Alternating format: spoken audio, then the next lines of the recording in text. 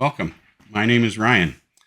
This is Ravenwright Studio, and this is the instructional video for the Adventure Bag Do-It-Yourself Leather Pattern. This is a small to medium-sized bag, perfect for all of your adventures. It has options for including piping and binding, or you can leave it off if you'd like a more simpler leather build. Also, it has a tuck clasp with a buckle, so it's adjustable. A roomy, adjustable interior with an interior pocket, perfect size for a notebook or a small tablet. The sides are adjustable, so you can make the bag wider if you need to carry more things. And it has a small front pocket with an easy access closure. It's got a rugged handle. It's reinforced on the inside. And it also has a sturdy shoulder strap that's padded for your comfort and widely adjustable. Visit my website at Etsy. You can find the link in the description or in my bio. And I appreciate your business. If you enjoy making this pattern, consider buying another pattern. This hat goes perfect with adventures. Begin by opening the correct file. This is the example of the sports duffel, but you will be working with the adventure bag. And you open the file, and inside you'll see a hardware list, a material list, a map, a key of all the pages, what they're like taped together, and then inside is all the different parts.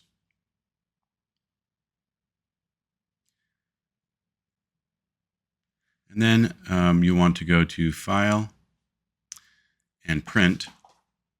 And on whatever program you're using, I recommend going and making sure that you select black and white to save any color ink, and make sure that the scale is none or 100%.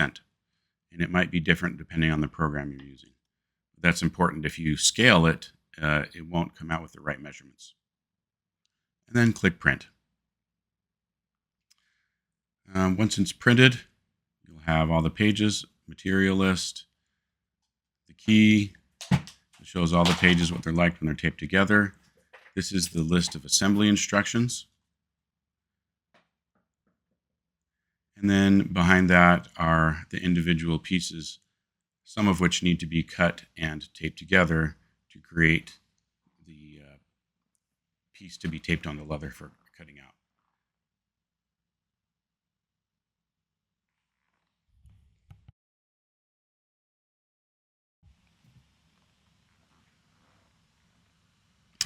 So this first piece, 1A, the main body back. You can see on the key, it goes over 2 pages, just like this. And I'm going to show you at quick speed what it's like to cut it out and tape it together. I use a ruler. We're going to cut right up to the dotted line, leaving the dotted line in place on both sides. I use a little bit of masking tape on the back, and then line it up carefully. And then using a sharp knife, I cut off the excess paper around the edge. We're going to leave the line right now. We're not going to cut right up to the black line. We're going to leave some white around it. A little bit of extra white there that I cut off. And that's the first piece. The next piece, number 2, you can see it doesn't connect to any other pages. It fits all on one page. And we're just going to cut it out.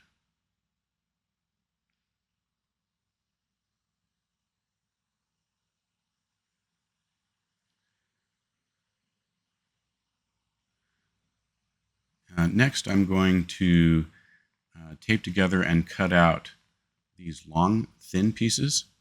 And the reason I'm going to show that is because I do these a little differently than other shapes.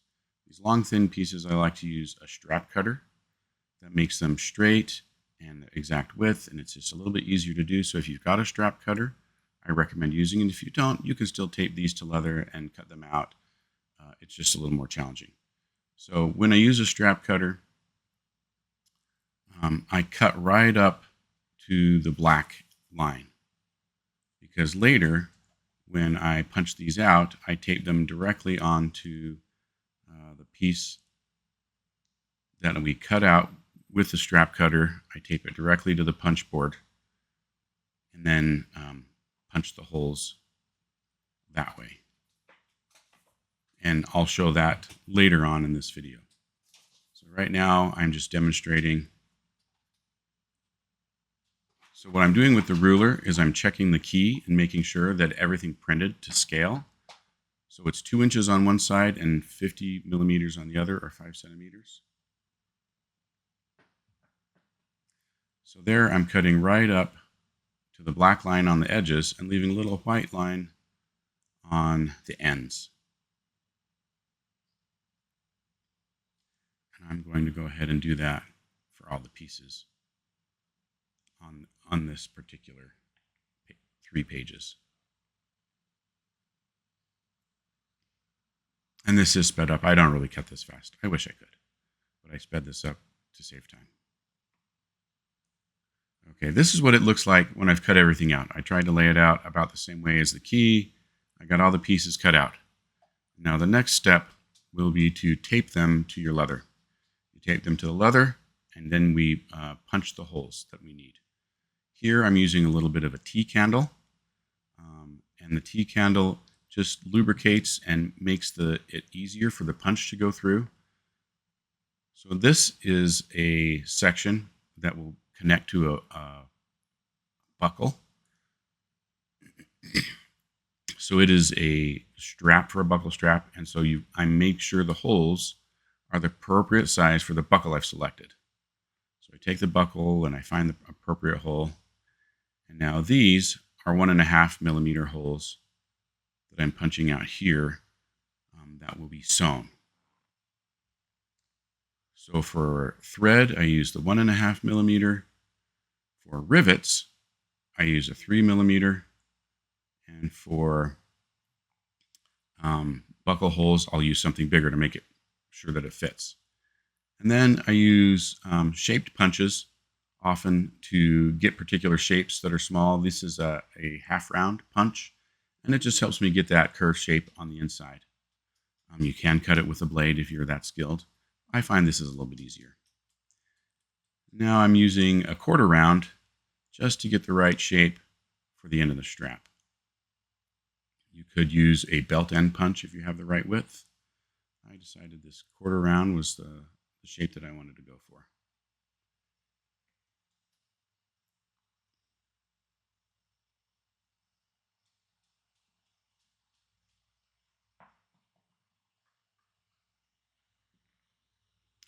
Once it's all punched out, then we put it on whatever cut surface we're using. I'm using this worn out cut mat. And using my sharp utility knife, you can use whatever cutting instrument you prefer. I like to use the sharp utility knife.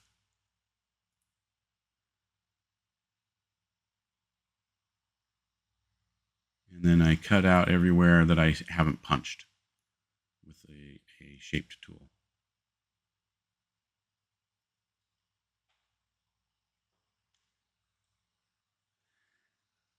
And this is a pretty heavy duty piece of veg tan that I'm using for these. These are pieces of leather that will have stress on them in the build. So I went with a heavy piece of veg tan because they hold hardware. And so once I cut those out, then I go ahead and I finish the edges the way I want.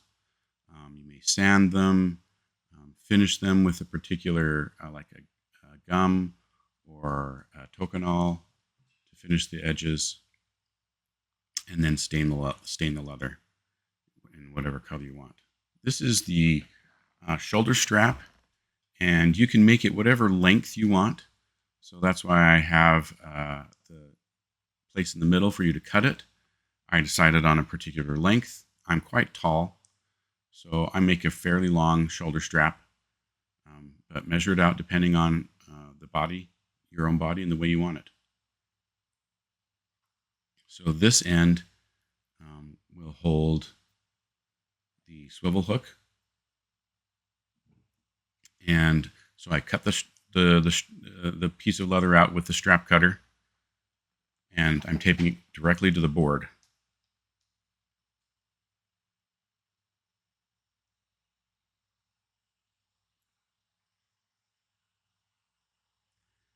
I use my 1.5 millimeter punch.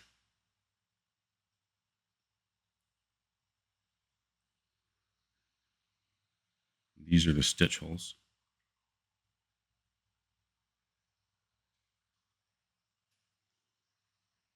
And then this is my 3 millimeter punch for the rivet hole.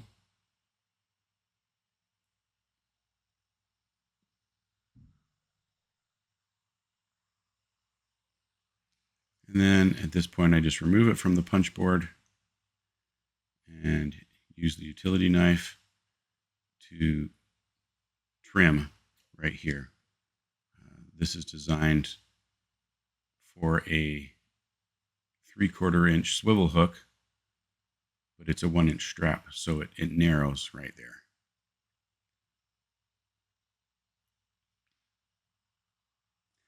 And I'm using a straight edge punch just to make a really nice, perfect straight line on the end. And now we move to the other end, and this will be the end that attaches to the buckle. And so it's got the various holes, so you can adjust the length of the strap using the buckle.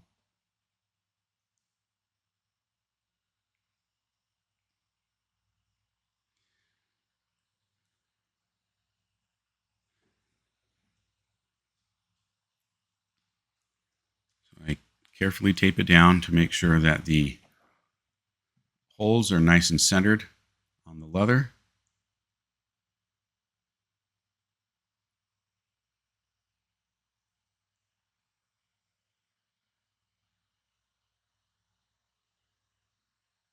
So you can see I make sure it's nice and centered. Use my tea candle wax again.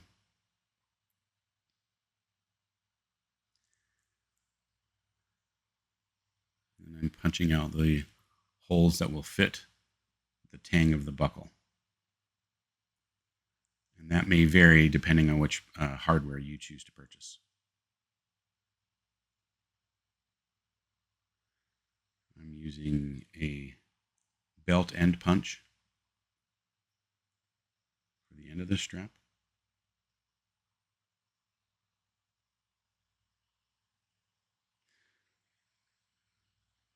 And I want to put more holes to make a wider range of adjustability. So I'm going to save that pattern and line it up with the first hole, and then just stretch it out on the next section of the shoulder strap. And that will give me the correct spacing for some additional holes.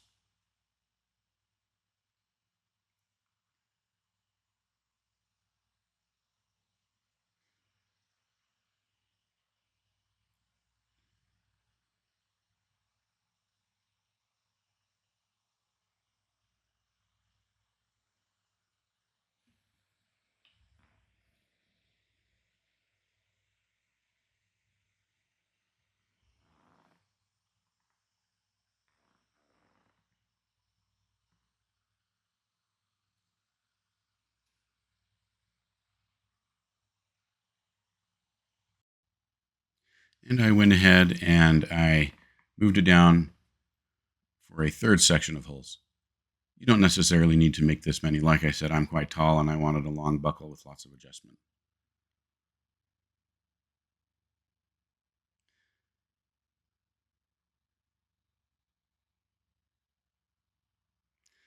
And this is an example of how to punch the holes and cut out the rest of the pieces that aren't cut with a strap cutter.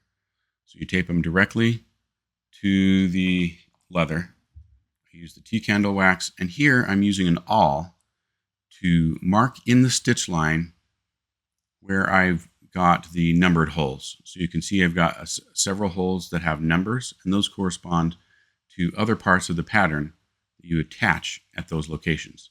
And so I find it easy to just mark it with the awl, and then when it comes time to sew, then I can identify which is the correct hole. So then I go ahead and I punch all the holes. The holes that I use are all approximately 6 millimeters, so you can use a 6 millimeter multi-punch if you like. I'm just using one at a time.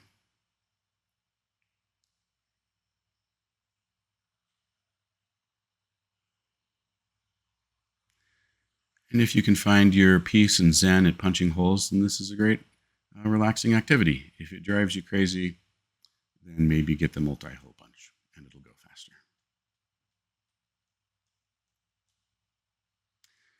I'm using a quarter round shape to punch the corners of this piece.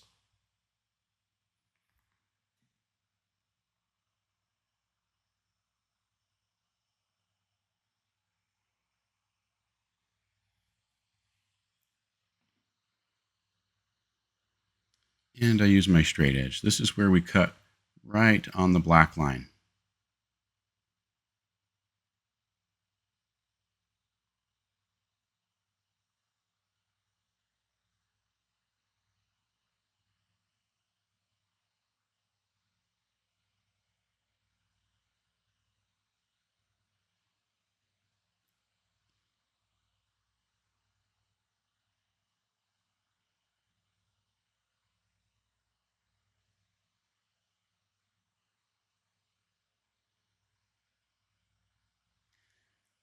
If you didn't cut all the way through and it sticks, don't pull. You want to make sure that you cut it. You don't want a ragged tear in the leather. Okay, that's that piece cut out. And this is another piece that I cut with a strap cutter, and I cut right to the black line on the paper pattern, and we tape it directly to the punch board. Make sure that it's nice and centered and perfectly lined up, edges of the pattern with the edges of the paper. I'm using my awl to mark the pattern holes so I know where to sew.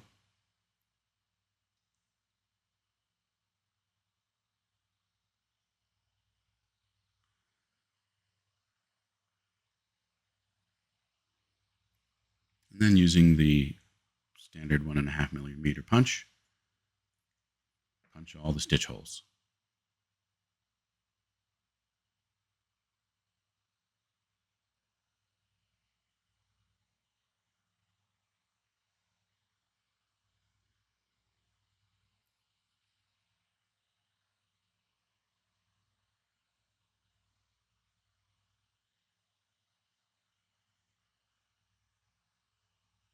Using a straight edge punch to make a perfect straight line at the ends.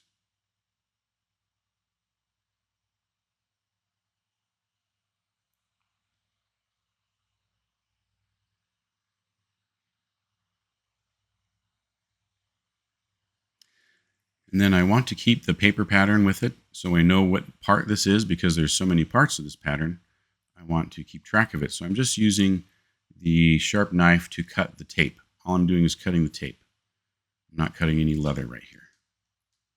So I'm just cutting the tape free so that I have the paper pattern and I keep it together with the leather piece so that as I go along with my instruction list, I know exactly which piece it is and I can grab it. So here I've laid out everything. Everything's been punched and cut out, and I've kept the paper pattern with it for the most part. I've lost a couple pieces, but it's all together. And once you've completed all of the cutting and punching and edge treatment that you want to put on it, then it is now time to assemble. Okay, assembly step 1. You start with the 2 pieces that are listed in the instructions. So I recommend printing out the instructions and keeping you next to you at this point so you can see. You'll notice that this is a different color leather than what I have been using, and that's because I made this bag twice, and the video that I'm using for most of this pattern right here didn't work for this particular step, but I had it in a different color. So you'll just get to see a different color at this point. I find the holes that line up as described in the assembly instructions and printed on the pattern. I like to lock my thread in.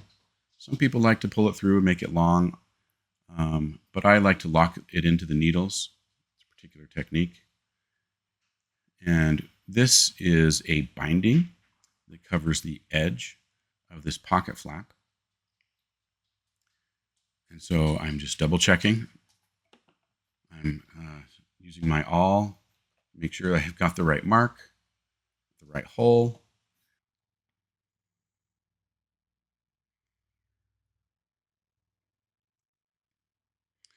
So this binding wraps around the flap.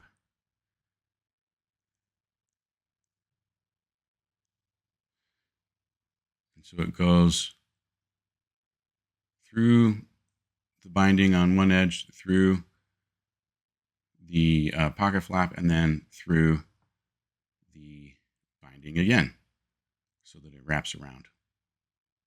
And I recommend for the bindings and pipings to use a nice soft leather, a 2 to 3 ounce nice flexible leather. It makes it easier to sew. If you use something stiffer, it can be done. It's just a little bit more challenging.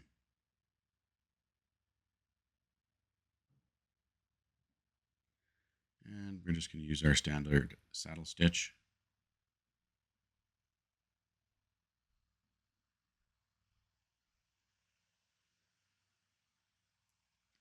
I like to put the needles, both needles, through the hole at once so that they don't catch in the thread. We're using a 1 millimeter thread and 1.5 millimeter holes, so it usually isn't a problem to put both needles through. It doesn't stretch the holes too much.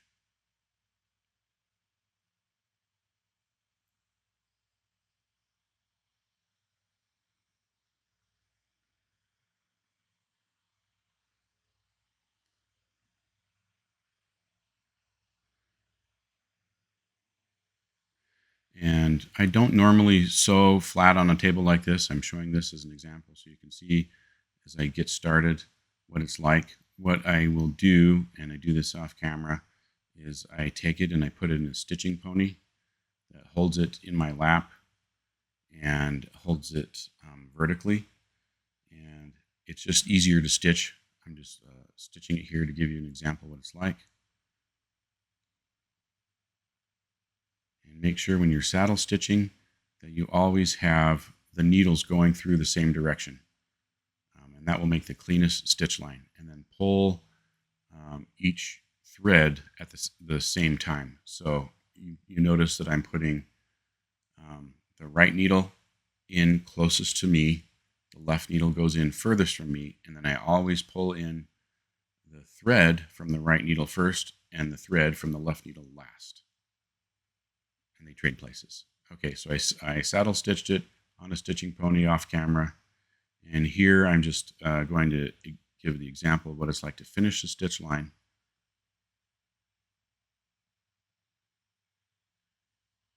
So I'm just finishing the last couple of holes here.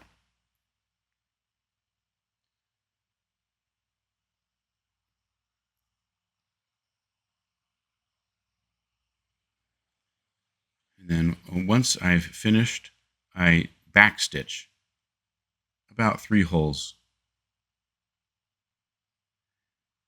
And that locks the thread in place.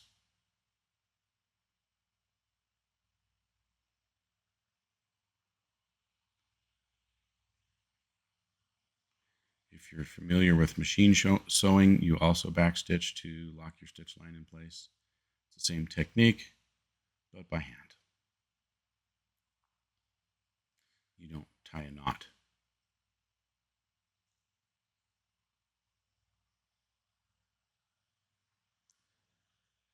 Okay, you can use a lighter or a thread burner. I'm using a thread burner. And just burning and smashing down the little tail at the end. And when I've done this technique, I've never had a thread come unsewn. So there's the first sewing, the first stitch. Assembly step 2. Grab the parts listed in the instructions.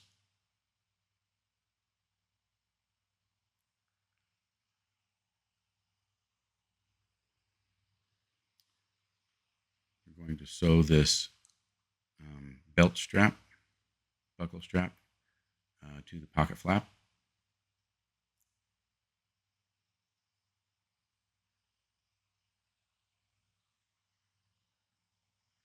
And it's important to note that on this, there is one stitch that goes outside of the buckle strap itself. So you can see this first stitch, it goes outside. Only one of the holes is in the buckle strap. And I'm doing a double stitch to make it reinforce it, make it extra strong.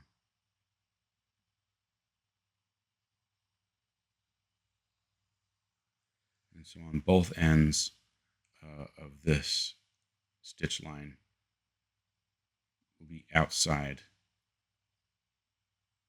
of the buckle strap itself.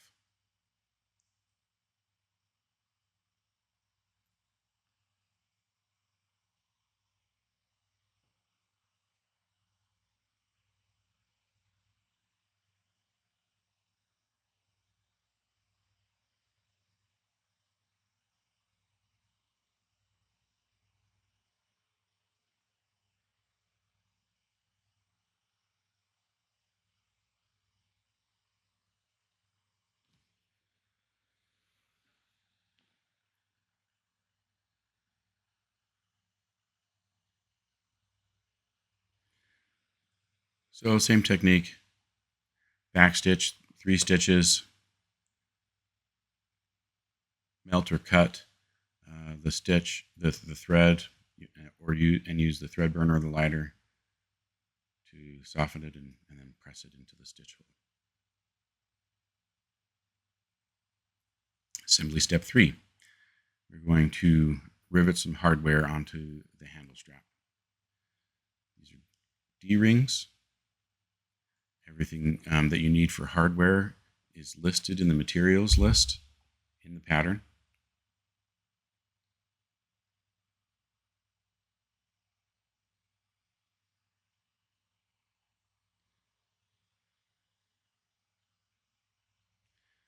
I'm using medium snap rivets, double round.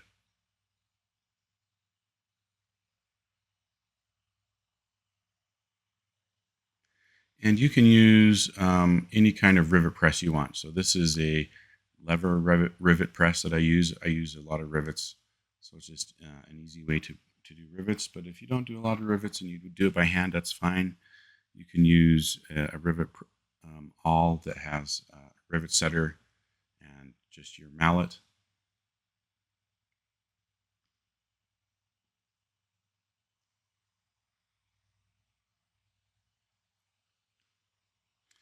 So notice that the round part of the D-ring goes on the inside and the flat part goes on the outside of the handle, and that will become important later.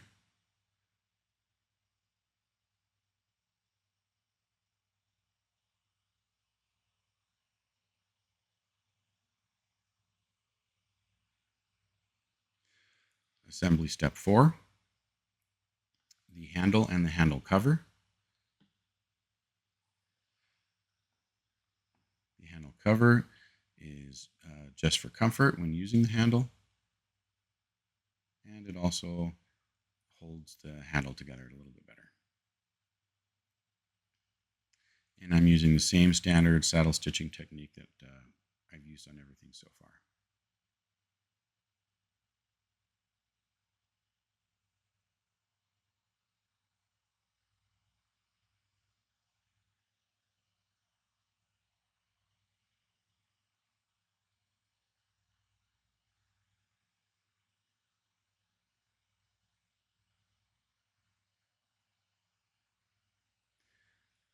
I find getting the first stitch is always the biggest challenge. I like to be accurate and make sure I do it correctly. And then from there, the rest of the stitch line is quite a bit easier if you get the first stitch done correctly.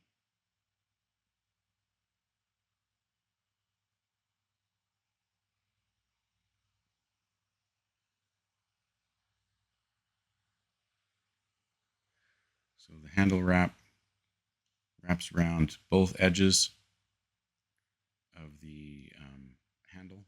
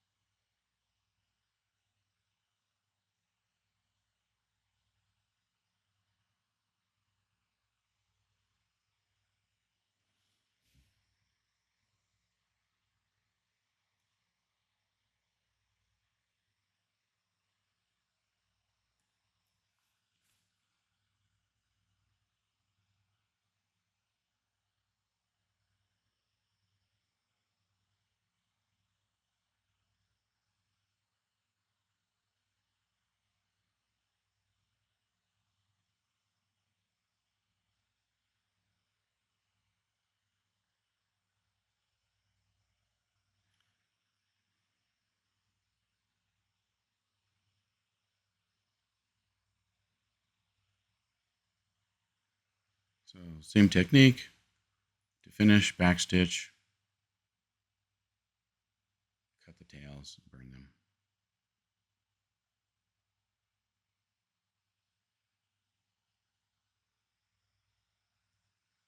So that's one side done, and do the exact thing on the next side, and that's what it'll look like completed.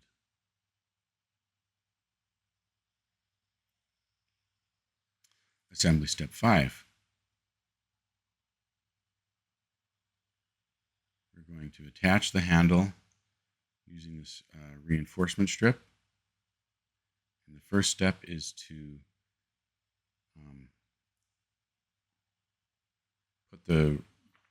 rivet the strap to the main part of the bag.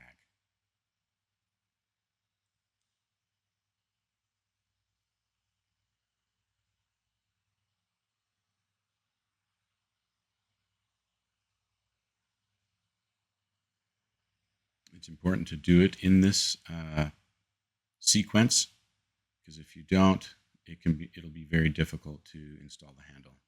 Assembly step 6 is installing the handle. Push the flat end of the D-ring through the slots that were made in the top of the bag.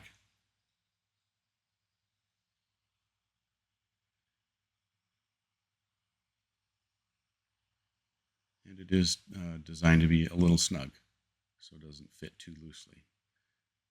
So once you've got those pulled through, then you slide the reinforcement strap on the inside through the D-rings.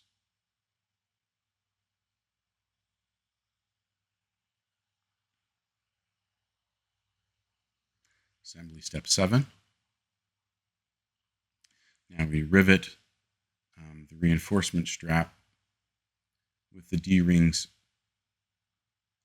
inserted, and that will hold that handle in place.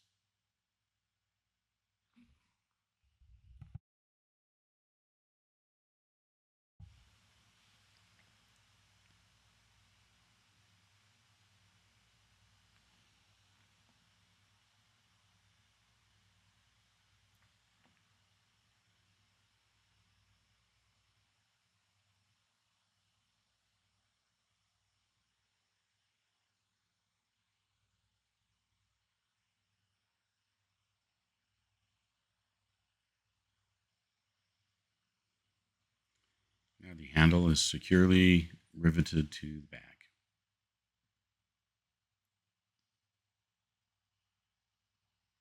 The reinforcement strap gives it some structure. Assembly step 8. Sew this binding to the top of this pocket.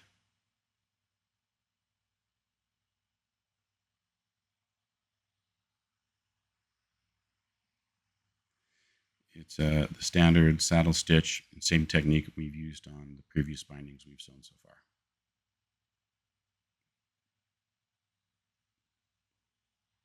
I always make sure that each side of the thread is even.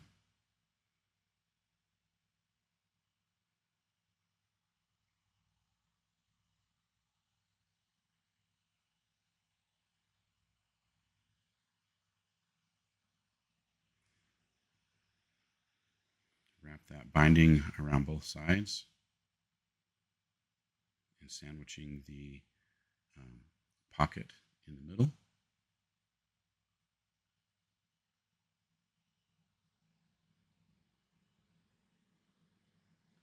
I'm doing a double stitch at the first line. Give some additional reinforcement.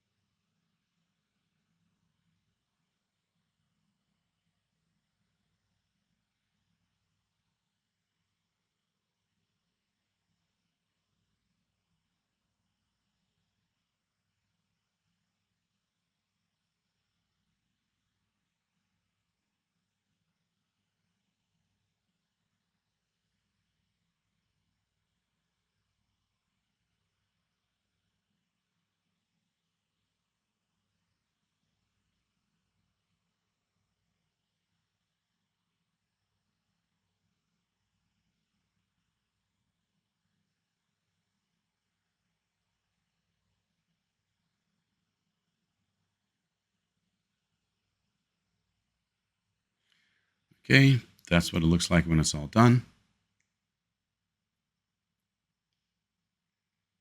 Assembly step 9. Note the holes. And so that hole is actually flipped over. And so this pocket is sewn on what will become the inside of the bag. Optionally, you could sew it on the outside if you wanted the pocket to be easily accessible from the outside. I chose to do it on the inside. And as you can note here, I'm going under the binding. I'm not putting my stitch over the binding edge. It's just a matter of appearance. What's your choice? So it is a little tricky. I have to stick the needle up under the binding and then through the back. You can see then it tucks up under the binding and is doesn't overlap the binding or the binding stitch. And then I come out the same direction from the back.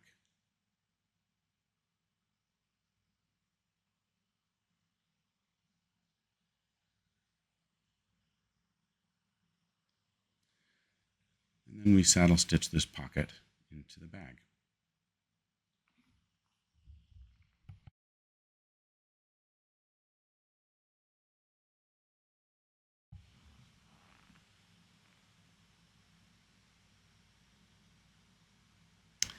That's what it looks like when it's completed. Got a nice little interior pocket.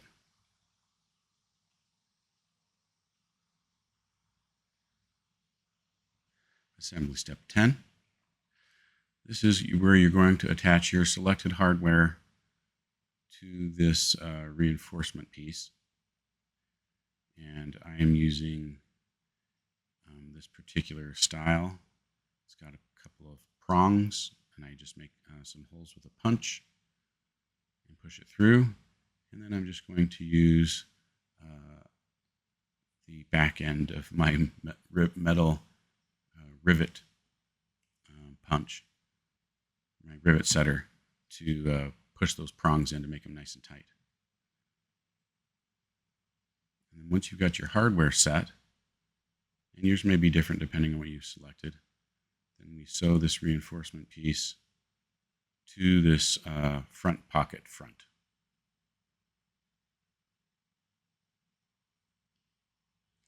And so once again, I like to start with a double stitch on the stitch line, particularly for something that might have stress, mechanical stress on it, like this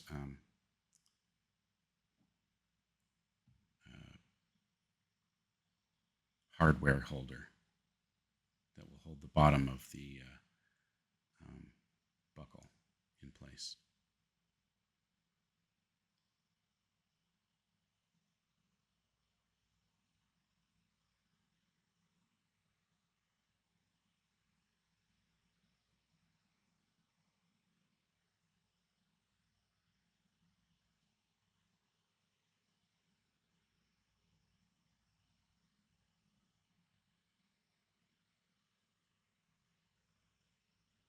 And then the standard saddle stitch all the way around. And that's what it looks like completed on both sides. Assembly step 12. We're going to attach the corresponding hardware to the buckle strap. So this is the tuck part of the tuck clasp that will go into the piece that we used on the bottom. I'm using my rivet setter, the back end of my rivet setter, to set those prongs in tightly. And there's different styles of tuck clasps you can use. Some of them use prongs like this. Others use tiny screws to tighten into the leather. Assembly step 13. We're going to put a stitch in the strap keeper. And then we're going to slide the strap keeper onto the buckle holder and rivet the buckle in place.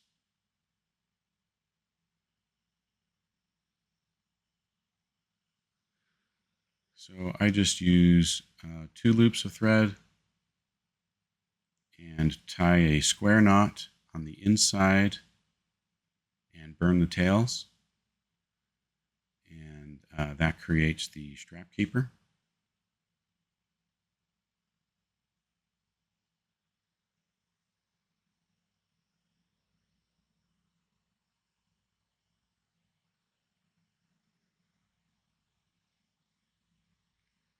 So I do have a particular length for the strap keeper. If you're using a very heavy leather, you may need to make the strap keeper longer. It kind of depends on the thickness of the leather you're using. So if you're using a 4 to 5 ounce soft pliable leather, it should be fine. If you're using something thicker and heavier, you may need to make the strap keeper longer for the buckle strap to fit inside. Kind of squish it and shape it with my fingers. Slide it down onto the buckle holder.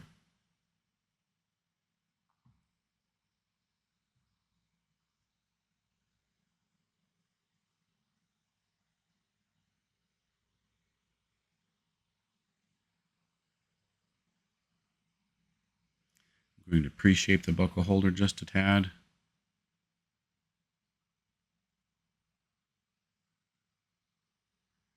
And then we insert the buckle tang, wrap it around the buckle.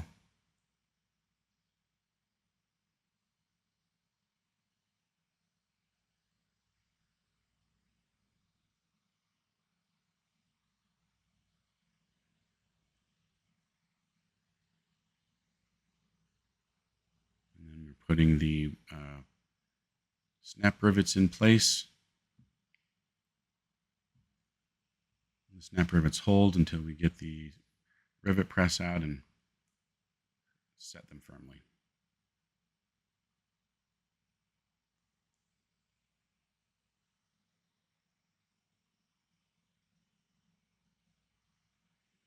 So this way of setting the buckle allows you to quickly open the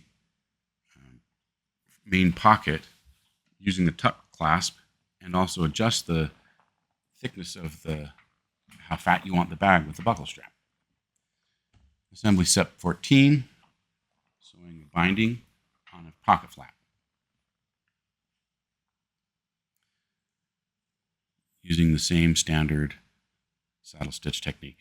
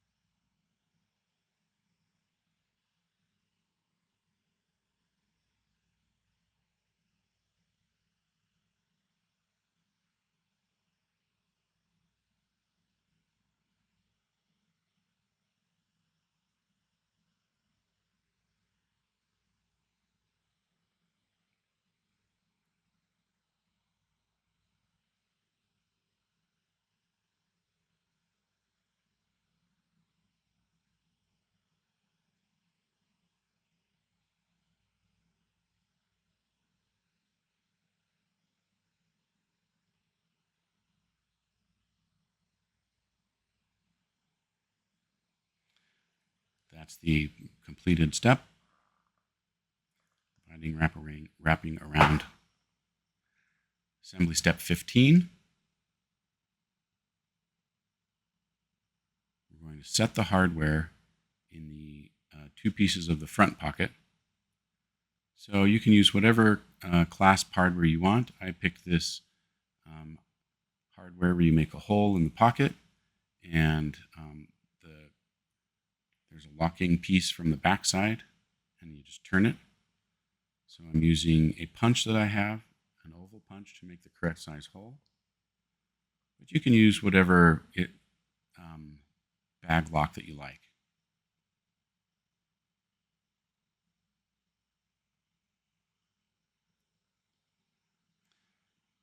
So this piece has some prongs on it that hold both metal sides in place. I'm just setting them firmly in place, and that's all that's the front. So the back side has two prongs. And you notice when I turn it over, I have an extra piece of leather. That was because I made a mistake and I needed to reinforce it. It's not necessary that you have it there. So that round piece of leather, that's not necessary if you're using this particular piece of hardware. It's just is covering a mistake I made. So that holds in place with prongs as well. You bend over, and I use the back end of my rivet set just to press them down.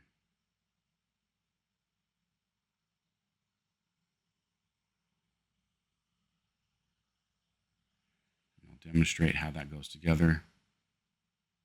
So that oval piece on the back just turns, push it through, turn it. That's how that pocket closes. Assembly step 16. This is sewing the piping into the front pocket. So we're using the front of the front pocket and the pocket gusset.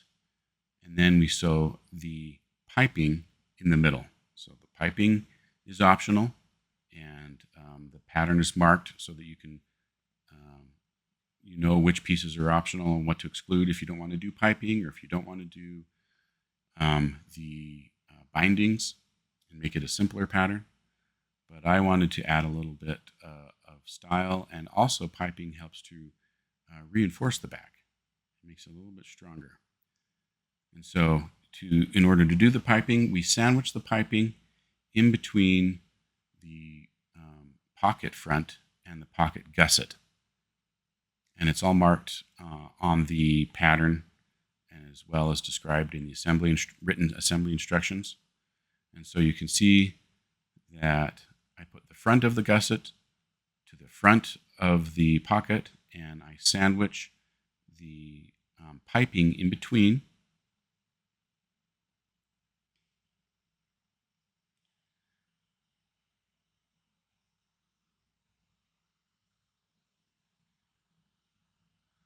So the piping is folded over,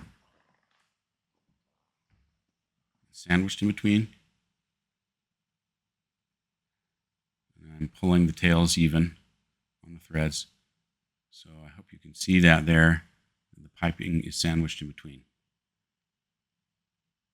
So I'm going to do the first couple of stitches.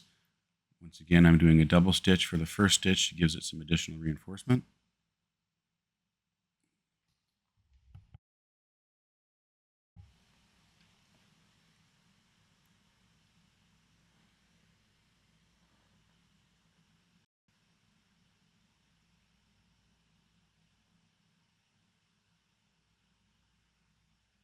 And so we are sewing through 4 layers of leather. It can be a little tedious, but I think the effect is worth it. One thing that I will caution is to make sure that to use a soft, pliable 2 to 3 ounce leather for the bindings and the piping. I used a little bit stiffer of a leather here. I was just being stubborn. That's what I wanted to use. I'm making this particular bag for a friend, and I wanted to be extra strong. So if you're willing to put up with it, you can use a stiffer leather, but I really recommend using a soft, pliable 2 to 3 ounce leather. Right here, I'm using a piece of thin cord, and it's going to go inside the piping.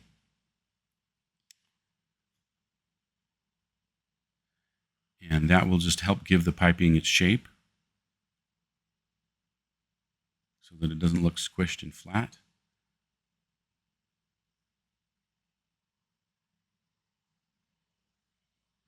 And you can use whatever cord you want. This just happens to be a piece of, I don't know, it's maybe 4 millimeter diameter nylon cord that I had. I didn't even buy it for piping. I bought it for something else, but it just happened to be the perfect thing. So whatever string or cord that works. Cotton is also commonly used for piping, a cotton cord. And I'm just using my awl to help stick it up inside those first couple of stitches. Not that it's super important that it be that high, but that it more that it just helps lock it in. So I'm going to pull that tight and lock that interior piping cord inside, and it'll just hold it in place as we continue stitching.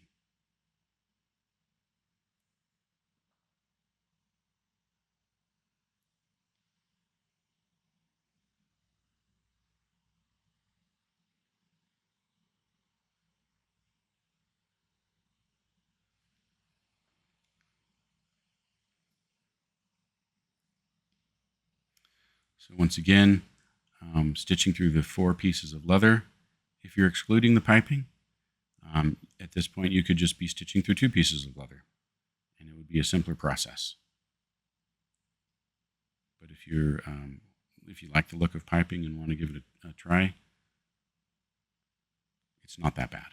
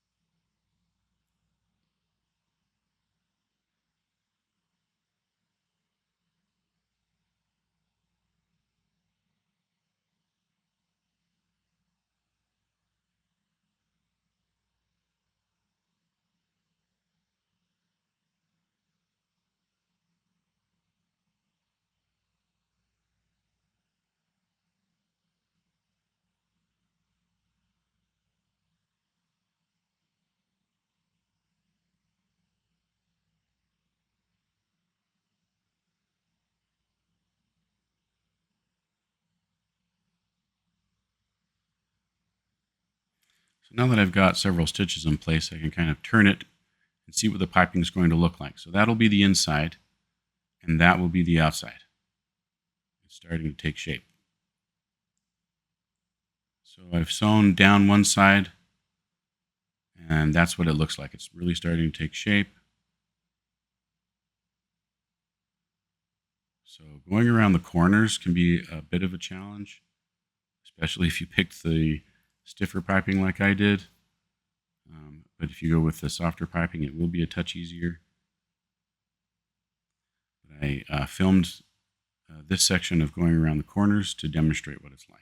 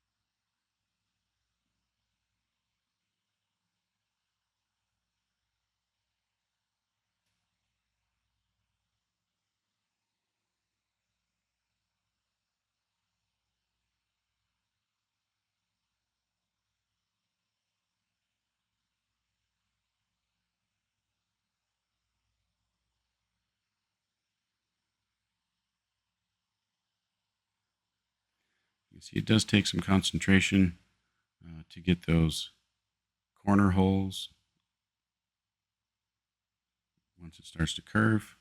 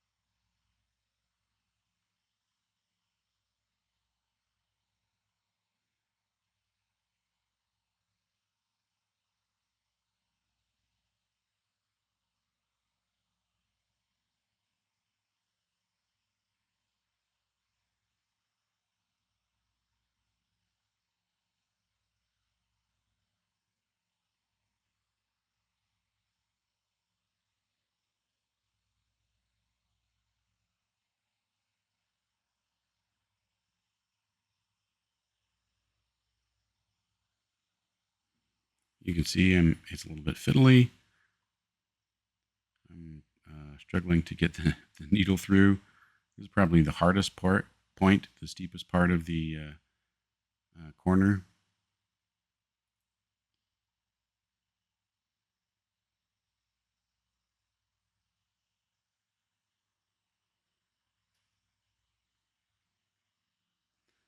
But I finally get it through. Pull it snug.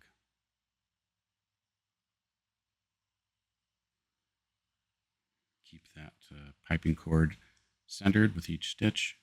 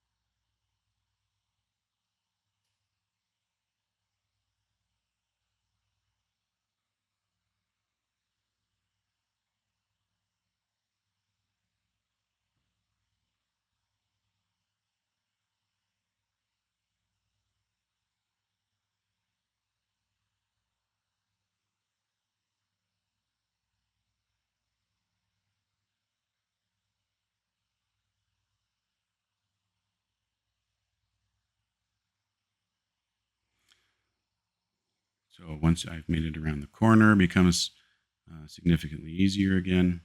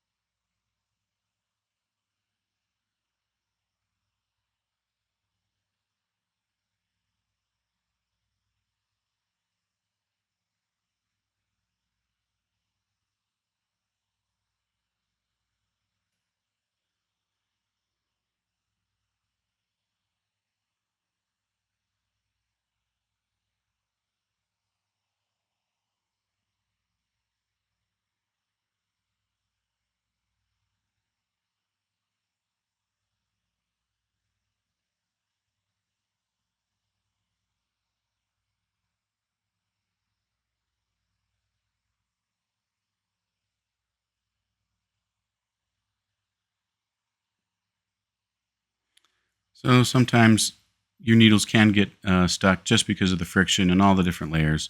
And I use a pair of needle nose pliers when that happens, and it just helps pull it through.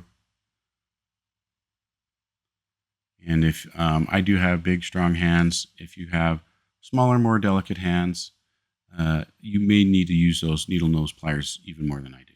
And that's okay.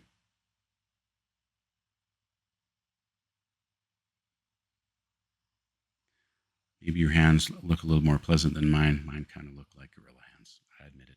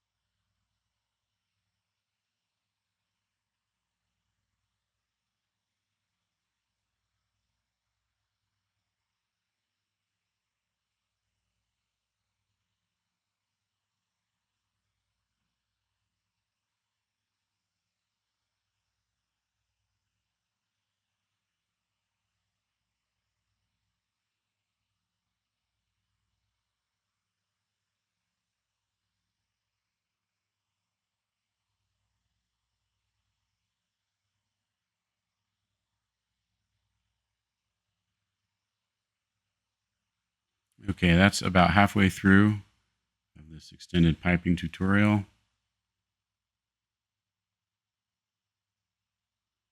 Okay, now we're almost completed. We're just going to trim the piping cord about there, leave it a few stitch holes short of the end. It doesn't need to go all the way to the end. It probably won't fray, but I'm going to burn it anyway.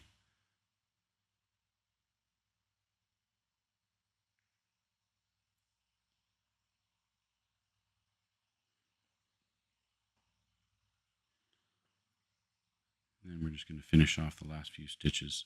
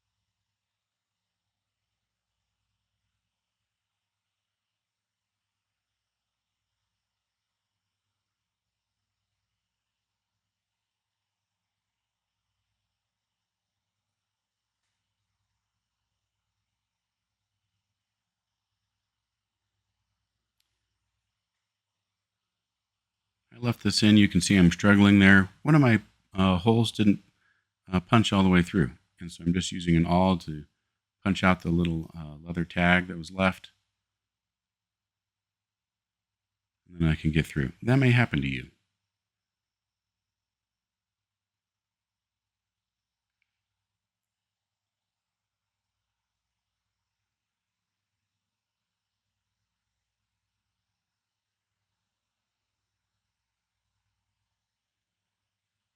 And then that hole ended up being a little bit smaller, so I struggled to get the needles through.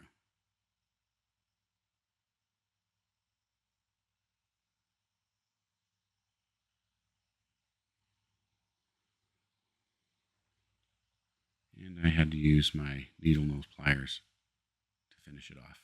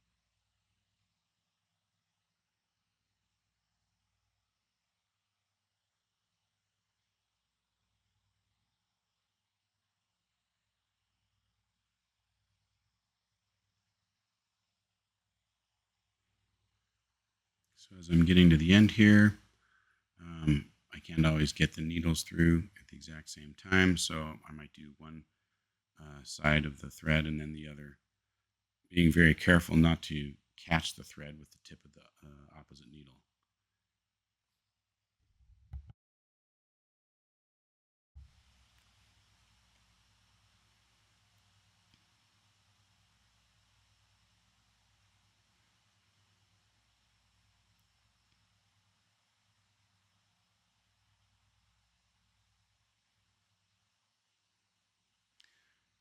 And then the same technique as before.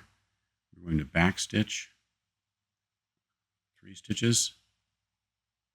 And this can be a little challenging, back stitching through 4 layers of leather that already is filled with thread in the stitch holes.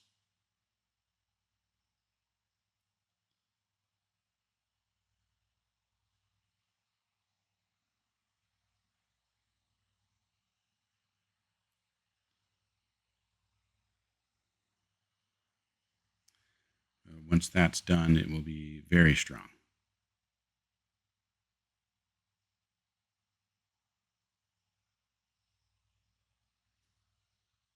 Finish off with my thread burner.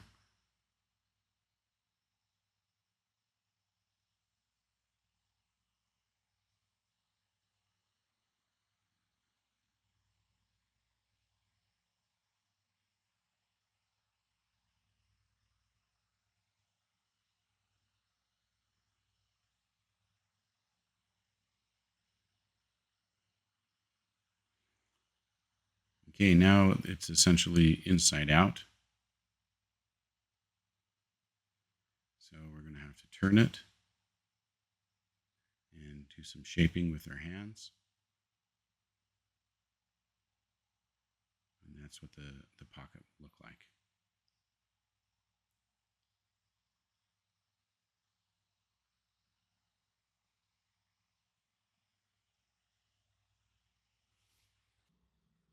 Assembly step 17.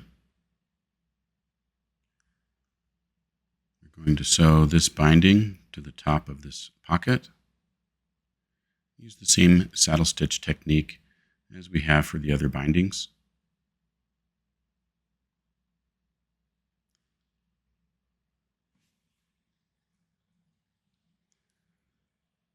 I'm going to start with a double stitch.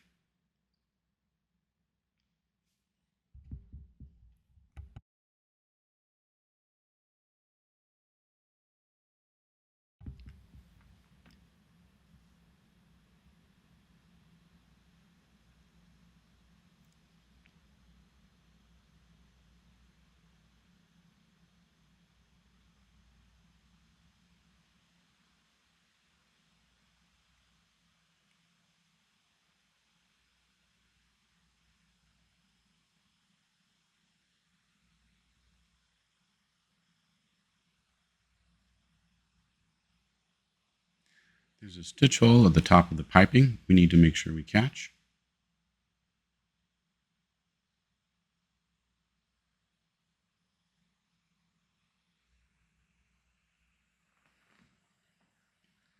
And we do a standard saddle stitch along the top of the gusset.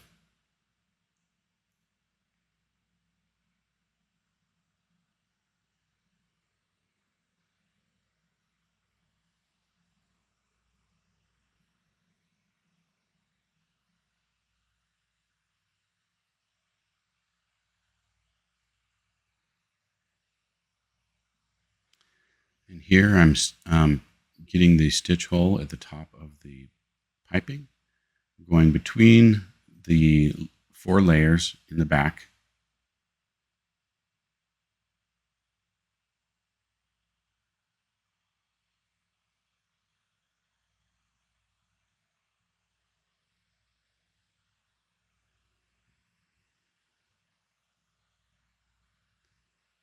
And I'm pulling the thread through each layer one at a time from the back and now from the front. Just a little bit easier with all the different folds and bends we've got right there to do each layer one at a time.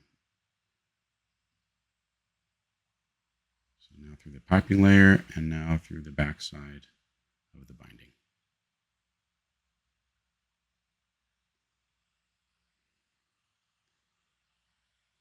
Pull that tight. You can see we caught the piping and the stitching.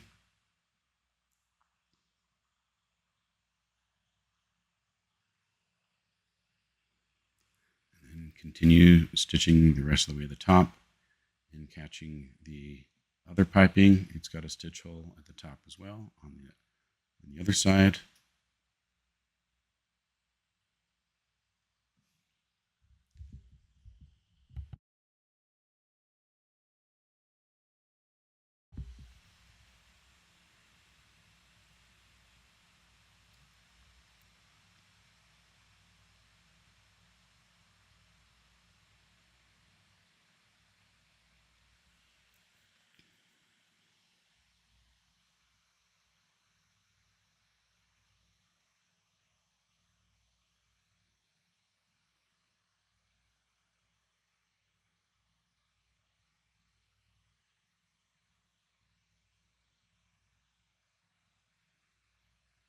Just got a little tangle there I need to clear out. Got that.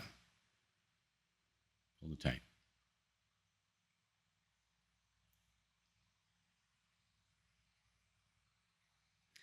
And that's what it'll look like when it's completely sewed. You can see the back side.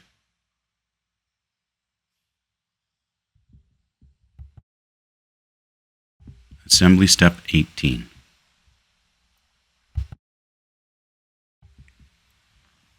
We're sewing in the D-rings to the D-ring holders on the main gusset, the main body gusset.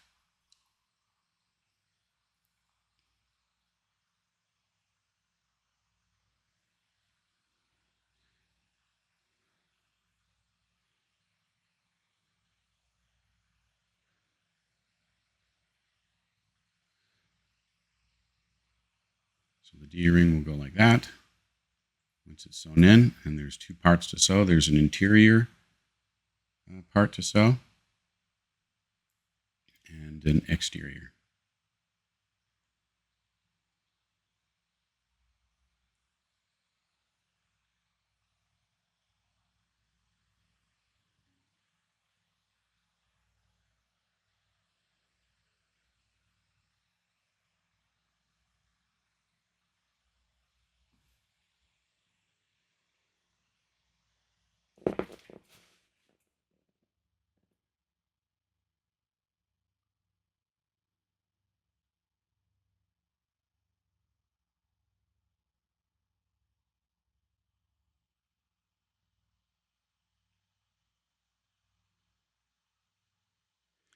That's the inside sewed with standard saddle stitch, back stitched. I'm clipping it off with scissors and burning it with a lighter this time. Just melts the tail there and smash it flat so it fills the stitch hole and won't come loose. Same on the back side.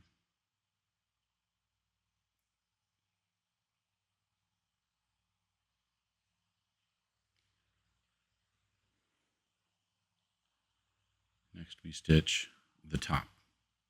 So that's the inside. This is the outside or top of the D-ring holder.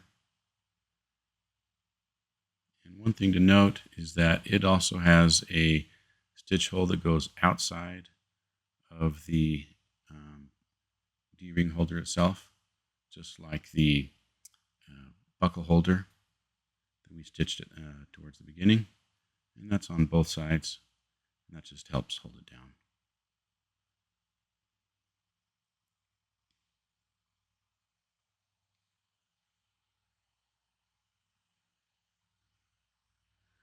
Back stitch, burn it.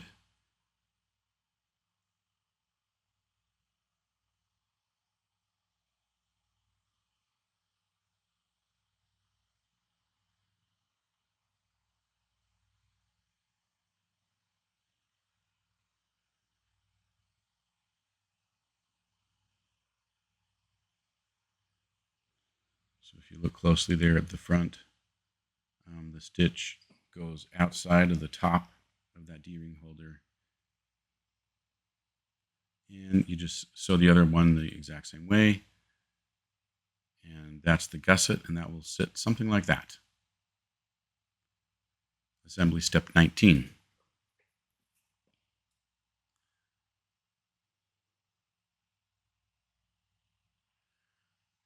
I'm going to rivet these sliders into these holders.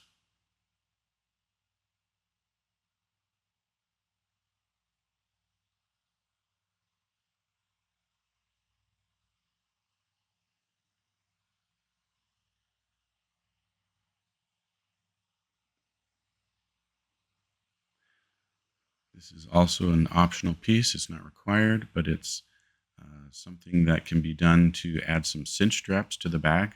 So when the bag is partially empty or empty, you can cinch it tighter so it's not quite as wide at the gusset.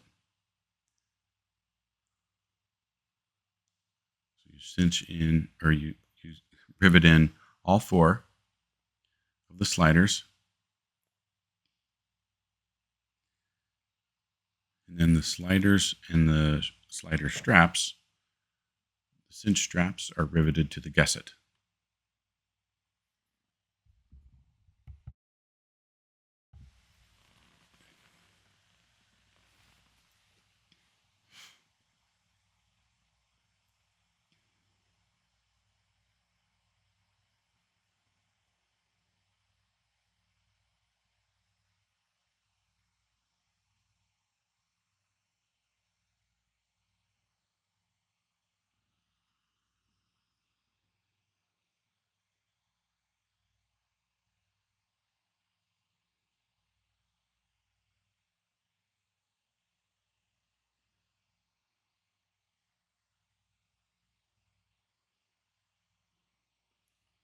So we rivet those in place.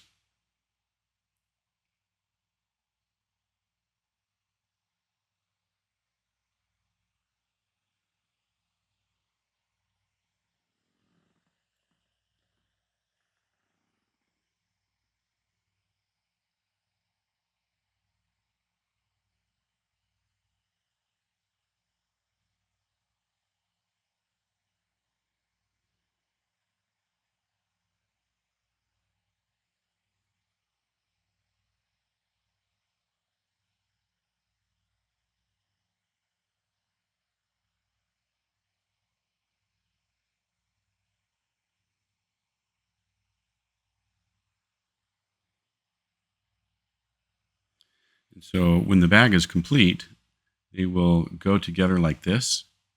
And you put the cinch strap into the slider, and it can just help collapse the bag a little bit. But we can't do it right now because we still need quite a bit of sewing to do, and that will get in the way. So we're just going to leave them undone. So you complete on both sides, the cinch straps and the sliders. Assembly step 20.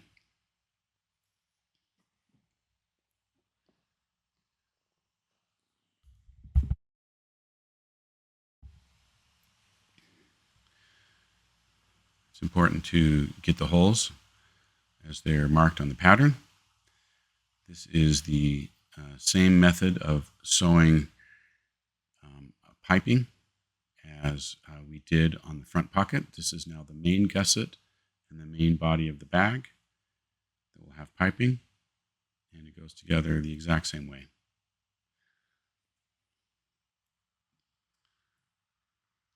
I'm pre-shaping the piping just a little bit by folding it. It just makes it a little bit easier to sew.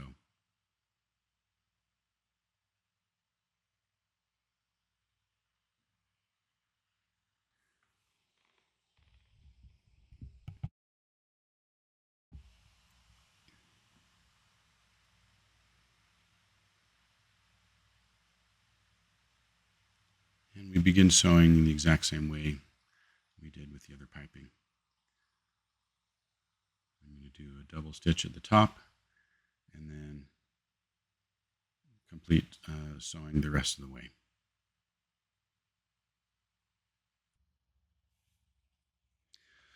So this is the same method as the previous piping, so I've sped it up.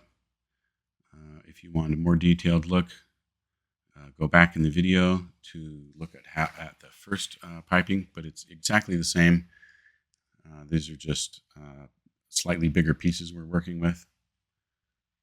The bigger gusset, I'm putting in my little cord in the piping.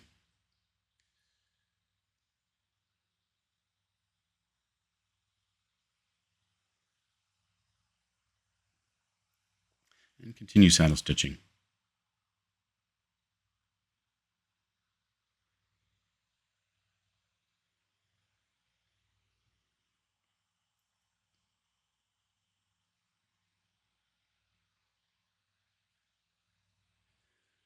This is about halfway through, and it's the same as before.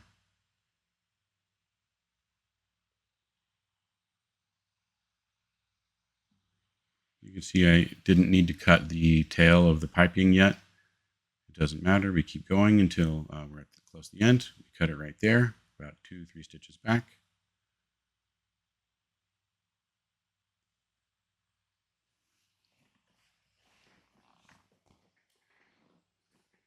Finish up the stitch line in the standard manner.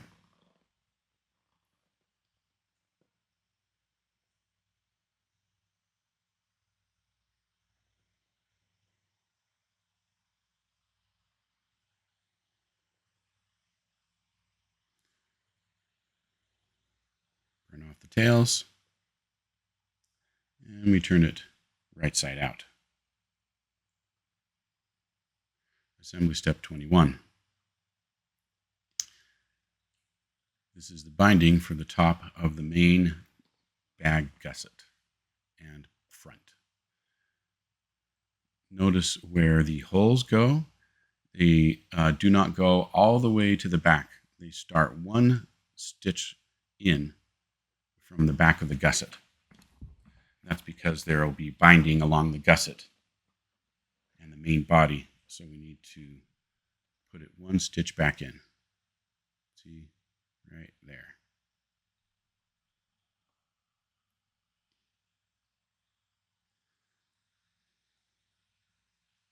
Other than that first hole placement, it stitches down the exact same way as the front pocket binding.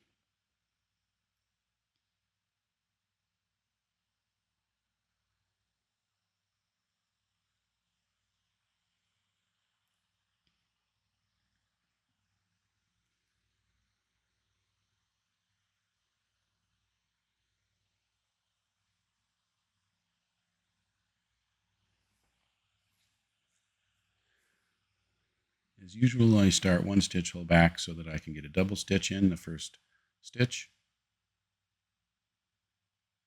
That's my personal preference. It's totally up to you if that's the way you want to do it.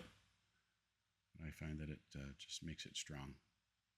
And at the other side, we backstitch 3 stitches, and that's reinforced there as well.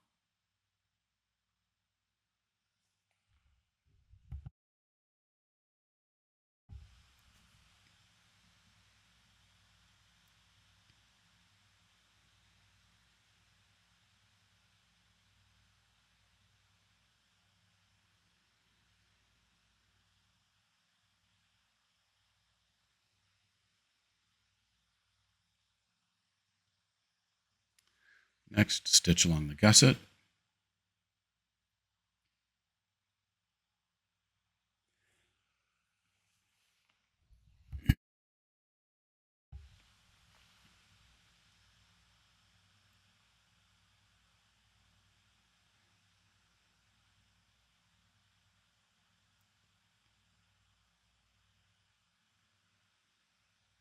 And now we're at the piping once again, and there's a hole for the stitch in the top of the piping, just like on the other pocket. See the hole? And I'm going to start from the back and put the needle through the 4 different layers right in the middle, 2 layers on either side. Get it through the front hole, get it through the front hole of the binding, and then put the front needle through also the 3 layers.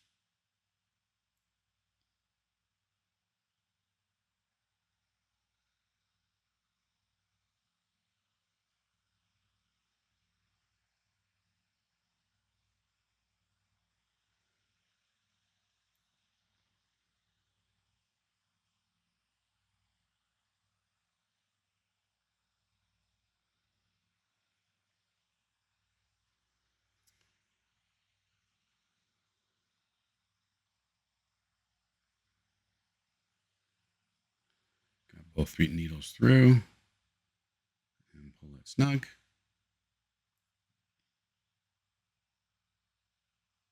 And then continue sewing.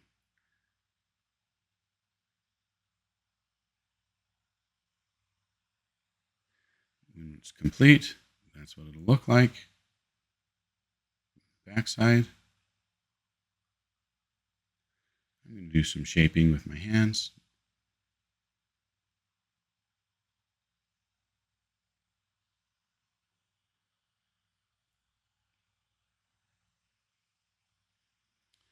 Assembly step 22. Notice the hole, number 7, and where it sews to. It doesn't sew all the way to the top hole because that's where the flap will go for the pocket. This will start at the next stitch hole down. It's important to note that.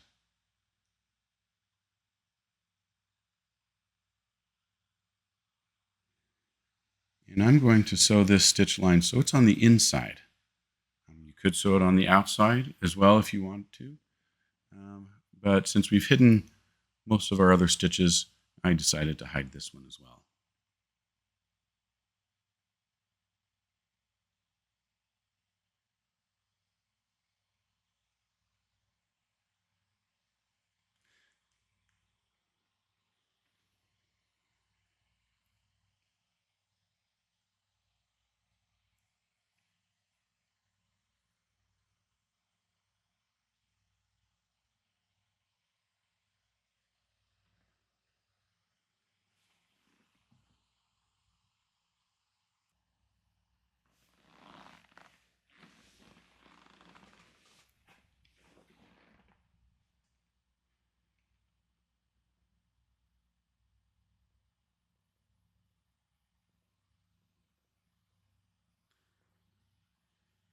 That's about halfway done. You can see it's stitched on the inside. You can see the back side. And finish stitching it. So you do have to reach inside the pocket as you stitch, especially once you're close to the end. That's the back side, and the exterior stitch is not visible. It's inside the pocket. The next segment in this assembly step is to sew the pocket top. It just goes on that stitch line right there.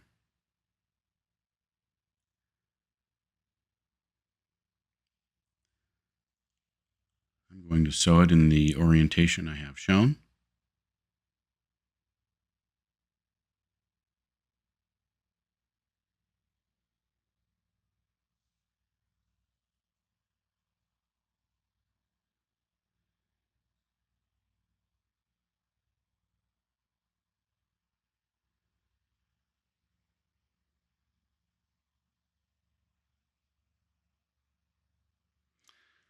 As per usual, I'm starting one stitch in so I can do a standard double stitch on the first stitch.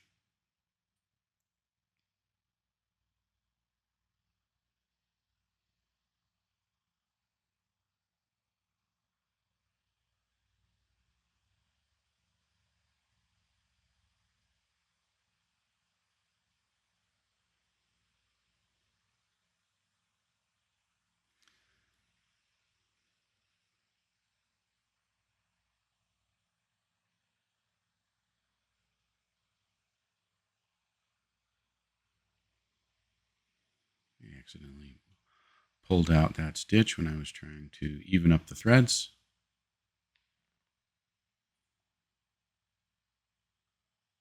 Just try again. Okay, you can see that the binding of the top of the pocket gets very close. It's pretty snug to the pocket flap. And that's okay. It'll just help hold the pocket closed tight. They don't actually share the same stitch line or stitch holes.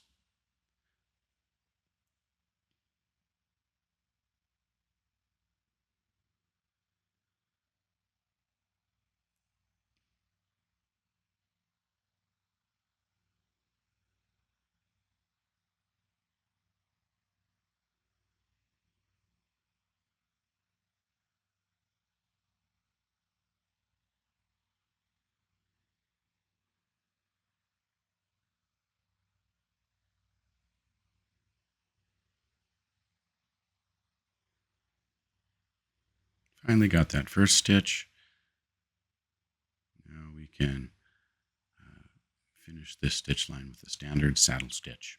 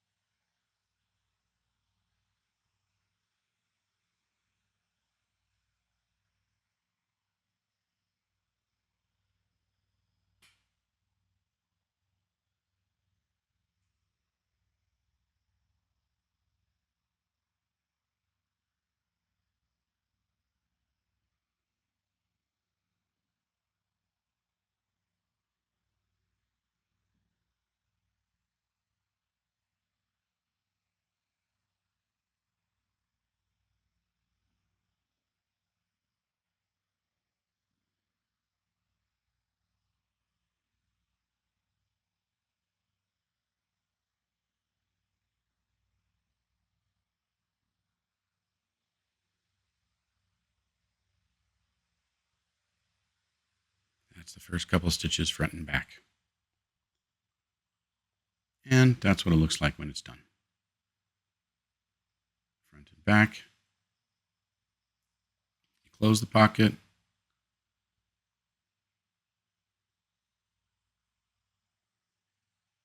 And you can close the latch with whatever closure you've selected.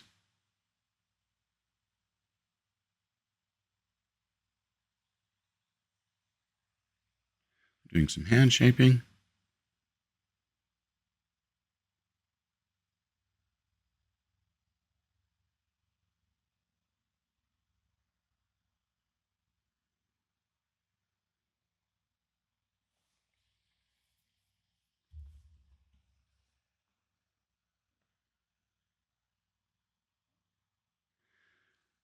I'm doing some creasing with my hands. This particular leather is an oil tan, and creasing with my hands does a good job to shape it.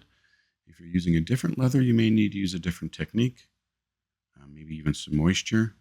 Or if it's extremely soft leather, you may not need to do any shaping at all.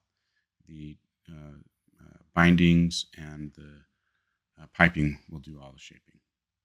But this leather is a little bit stiffer because it is an oil tan. A chrome tan leather won't have this issue that I'm having to shape the pocket.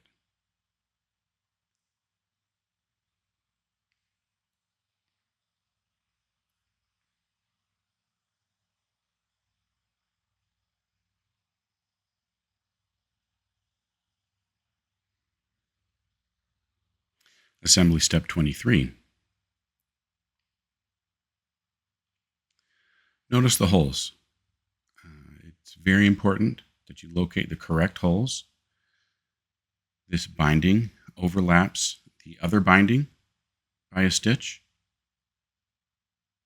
and then it also starts attaching the main body of the bag. So take note of the holes on the pattern. It's very important where they start because there's an exact count of holes.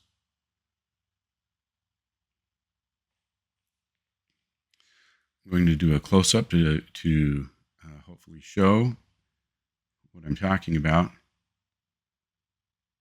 So the second hole of the binding goes in the first hole of the gusset, and it overlaps with the binding behind it. And double check your pattern holes to make sure you're getting all of those lined up appropriately.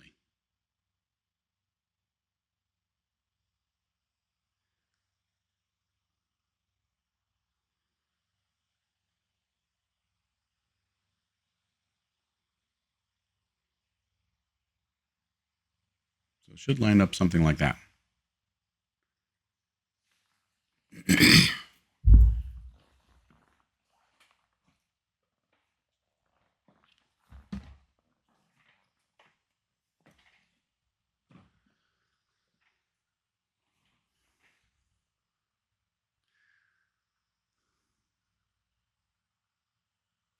Sorry, my head gets in the way sometimes. That happens if I'm looking very closely at something, and I think it's really important.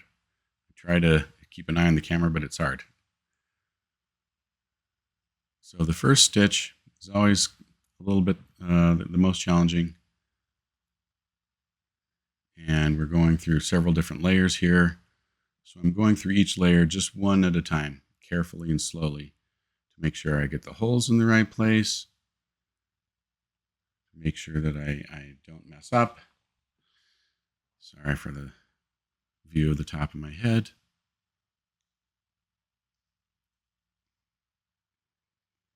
Okay, that's back into focus.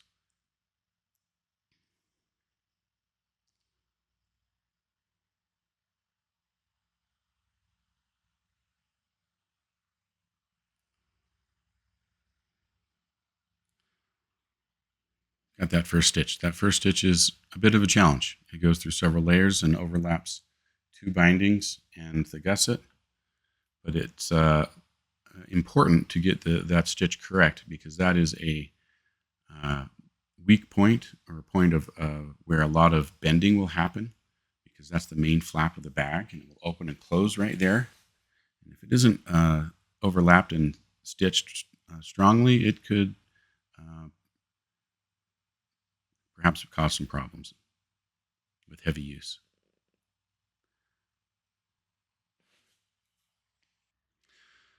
So now I'm just doing some standard saddle stitching. I'm doing the first 3 or 4 stitches on this stitch line.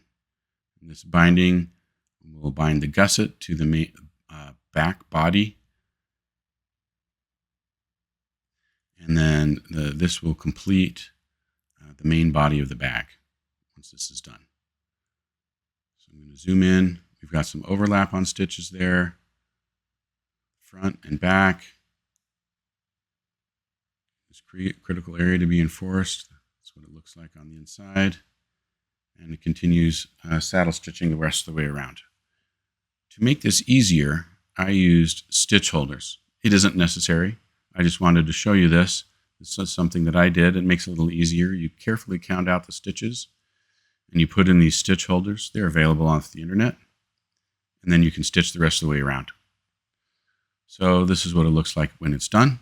It's the same technique we use in all the rest of the bindings.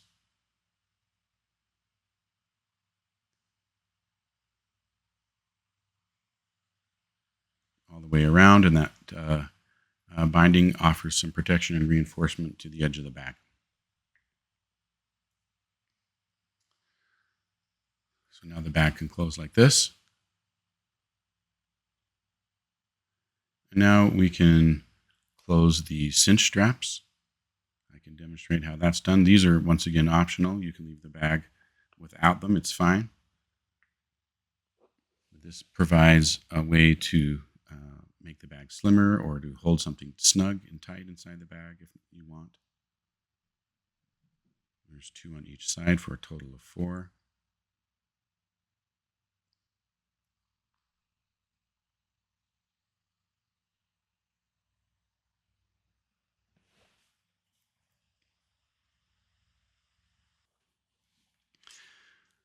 Adjust them on the other side as well.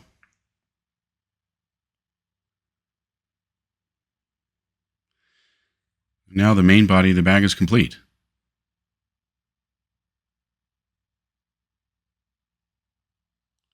That's what the cinch straps look like. The tuck clasp offers easy open and close. There's the inside with the interior pocket.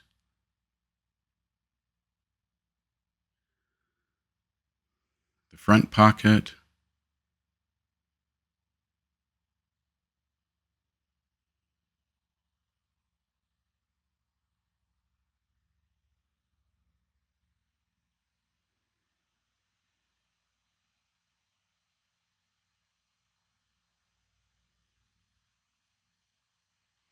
Assembly step 24.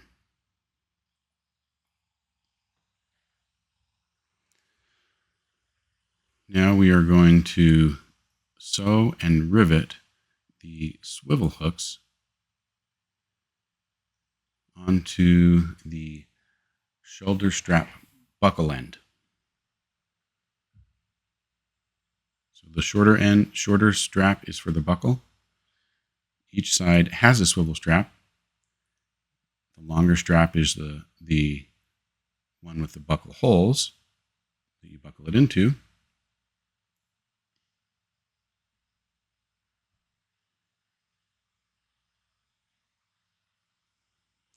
And for added strength, these have 2 stitch lines and a rivet. This is, after all, your adventure bag. If you need to dangle from somewhere, hopefully this strap would hold, although I wouldn't want to do it myself.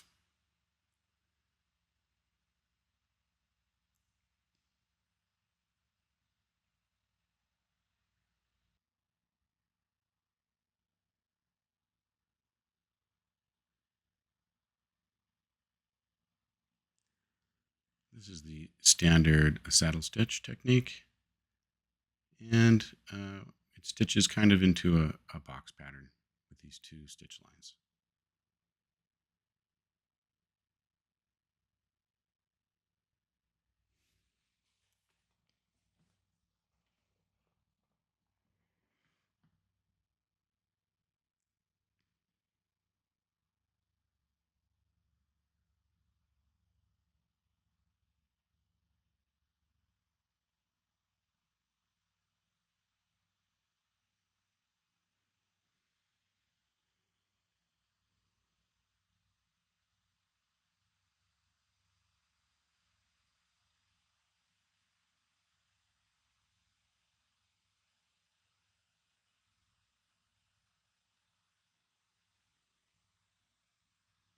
You can see it's a little bit of a box pattern. You back stitch a couple of stitches.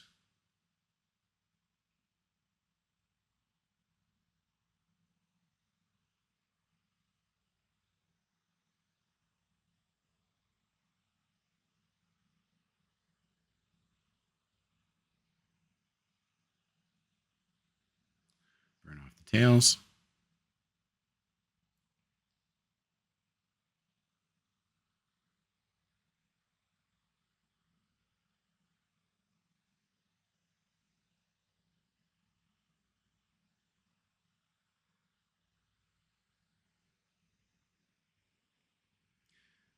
And add the rivet.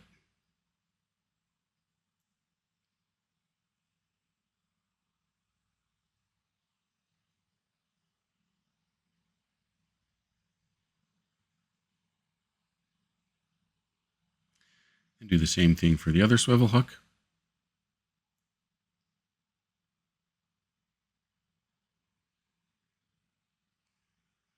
Assembly step 25.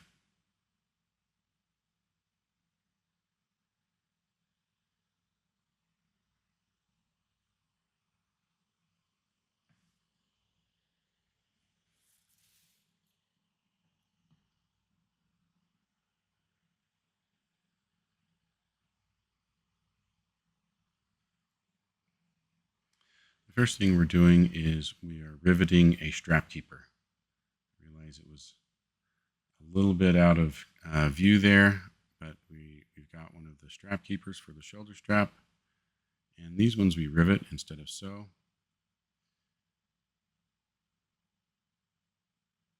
I'm just shaping it with my hands. Sorry, it's out of view a little bit. Okay, so there you can see what it looks like when it's done. So there's two options. If you're not using a very thick or heavy leather, you can slide it on like this. I decided later that it wasn't quite right and it wasn't going to fit, and so I'll demonstrate how I attached that particular strap keeper on in a second method as well.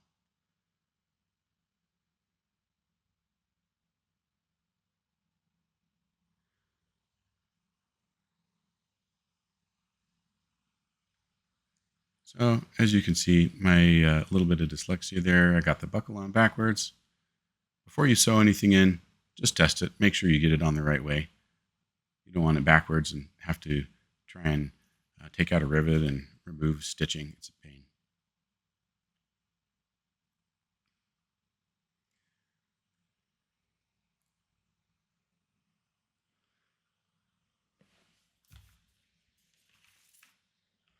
So this is the same as before. We will sew it and rivet it in place.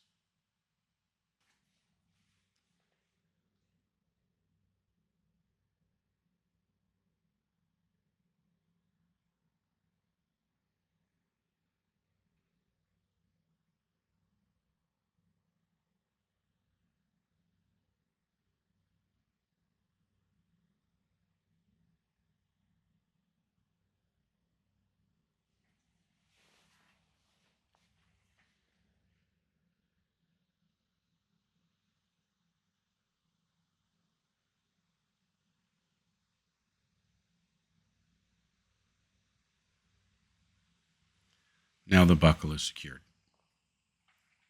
That's the buckle strap.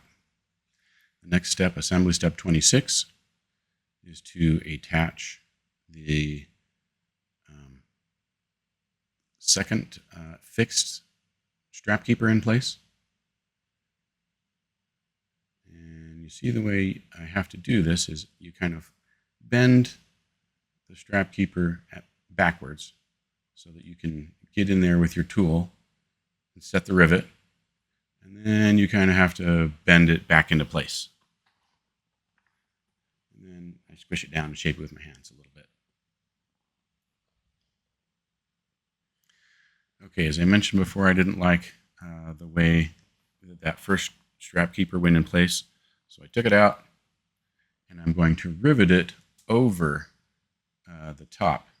So using the same rivet that rivets the buckle in, and we're going to use the same technique we did with that other one. I am using a long rivet. So this isn't a medium rivet, it is a long. So it's longer and it's easier to fit in.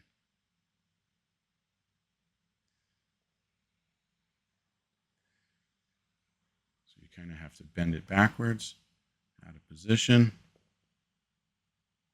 Get that snap rivet head on top. Get it to hold.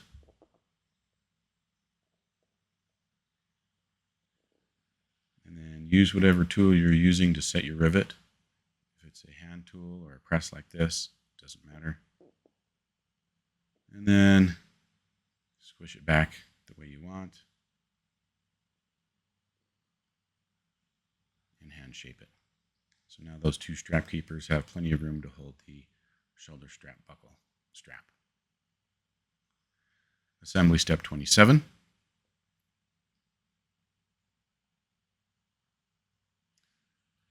This is the shoulder strap pad.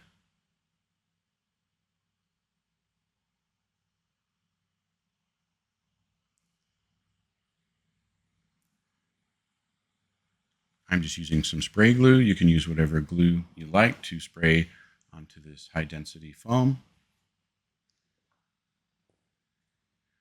And then I attach it to the bottom piece of the shoulder strap pad. It must be the bottom piece. Do not glue it to the top piece, or you won't be able to thread your strap through. It glued to my finger. And I'm using a small anvil I have just to pin it in place while it dries. Once it's dry, assembly step 28. We're going to sew the top of the shoulder strap pad to the bottom. And you can see that the reason why you shouldn't glue the foam pad to the top, because you have those slots that you need to thread. And on this, it doesn't really matter where you start sewing, just that you line up the shapes.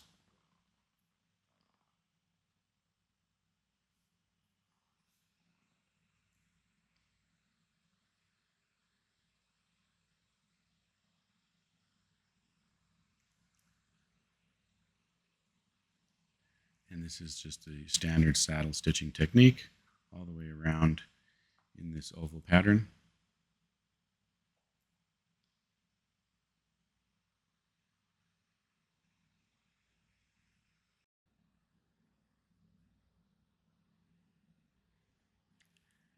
And it's the same as all the saddle stitching we've done before.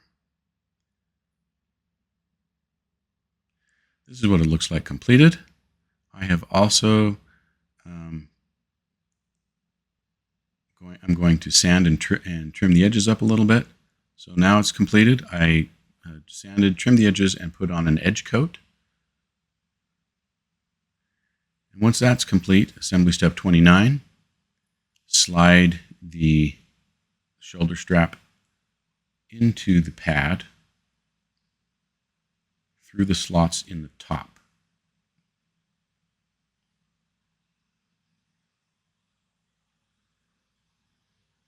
So it's fairly snug, and that's what I want. You want it fairly snug. So it's just taking me a second to feed it through. If it were easy, it wouldn't be worth it.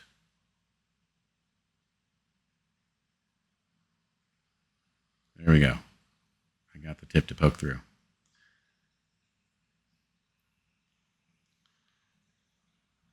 Slide that down towards the middle.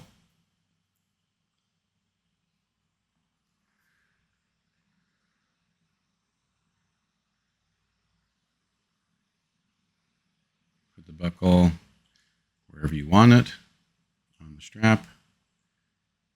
And I'll show you what the two strap keepers can do.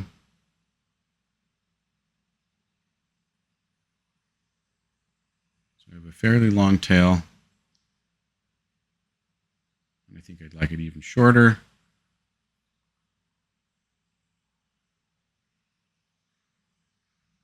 So I pull the tail through the strap keepers, and you can just fold it back on itself and slide it through the strap keeper again.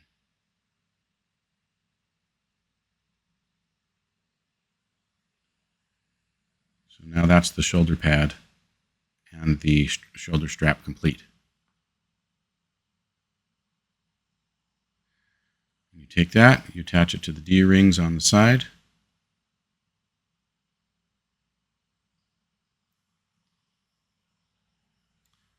And your adventure bag is now complete. Congratulations.